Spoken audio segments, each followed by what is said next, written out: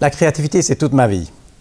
Je me souviens, même petit, parler des idées avec mon papa, donc ça date d'il y a longtemps.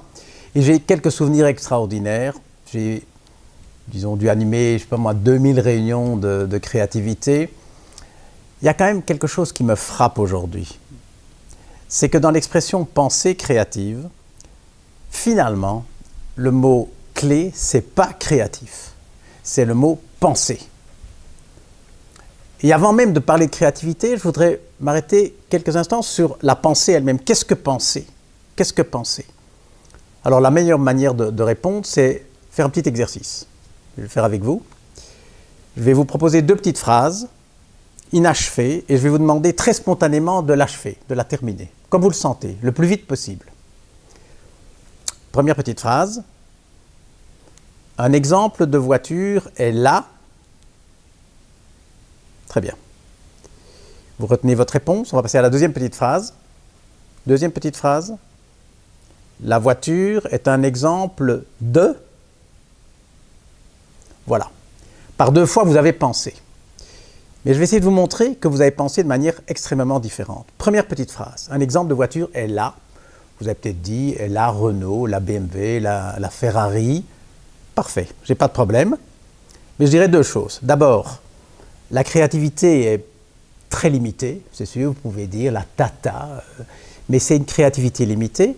Et deuxième chose, on peut faire des erreurs. Si vous me dites un exemple de voiture est l'Airbus, non, l'Airbus est un avion. Bon. Regardez la deuxième petite phrase. La voiture est un exemple de... Qu'est-ce que je vous fais faire? Je vous force le concept. Et peut-être que la première chose qui vous est venue à l'esprit, un exemple de moyen de transport. J'ai pas de problème, ou de mobilité. Mais pourquoi en rester là? De dire c'est un exemple de transport, c'est ce qu'on appelle la zone de confort, les sentiers battus. Ça n'étonne personne, c'est pas faux, hein, c'est pas le problème. D'ailleurs, il n'est pas possible de se tromper dans la deuxième petite phrase. Vous avez le droit de terminer cette phrase comme vous voulez. La voiture, c'est un exemple de quelque chose que j'aime dessiner. C'est un exemple de liberté. Imaginez-vous, vous travaillez à Bercy, au ministère des Finances. Et vous direz peut-être, la voiture, c'est un exemple de quelque chose qui me rapporte beaucoup de taxes. Et vous pouvez y aller comme vous voulez. Dans cette deuxième phrase, la voiture est un exemple de, quand on force le concept, les fautes ne sont pas possibles, vous pouvez dire ce que vous voulez, et la créativité, elle est illimitée. Vous pouvez dire ce que vous voulez.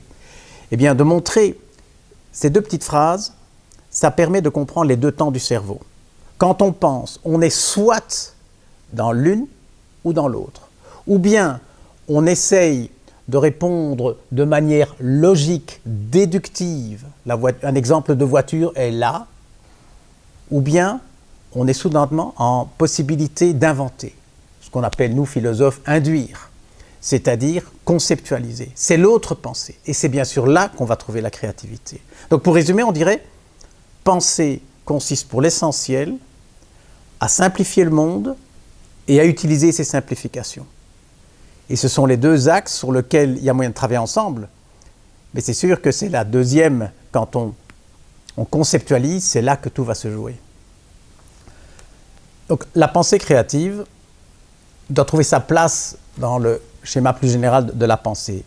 On voit vaguement où elle se trouve, hein, dans la capacité de conceptualiser autrement, mais on va essayer d'aller plus loin ensemble. En fait, comment ça marche? Prenons l'exemple d'une entreprise BIC. Quelle était la toute première idée chez BIC, il y a 60-65 ans? Mais c'était de se lancer dans un business de l'écriture pas chère. Bon, très bien, ce genre-ci. Et pendant quelques années, même plusieurs années, l'entreprise s'est développée avec des variantes sur le thème de l'écriture pas chère.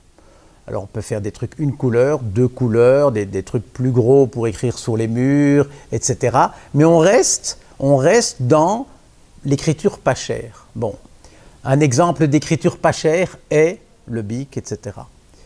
Mais on sent bien que cette forme de pensée-là, un jour, elle arrive, non pas au bout, mais elle rapporte moins, elle étonne moins, elle fait moins la différence.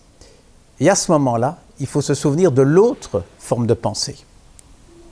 et de regarder le bic et de dire, depuis des années, je trouve que c'est un exemple de quelque chose pour écrire, je vais le simplifier autrement.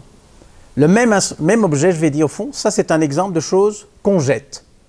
L'objet est le même, mais je le conceptualise différemment.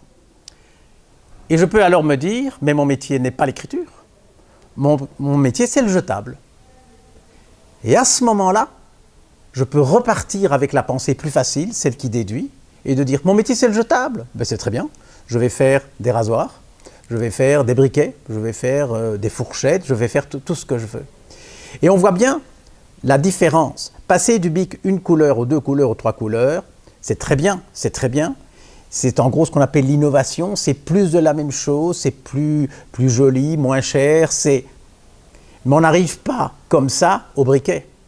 Pour le briquet, pour y arriver, je dois passer ce petit moment dans l'autre type de pensée, conceptualiser différemment, ne pas dire je suis dans l'écriture mais je suis dans le jetable.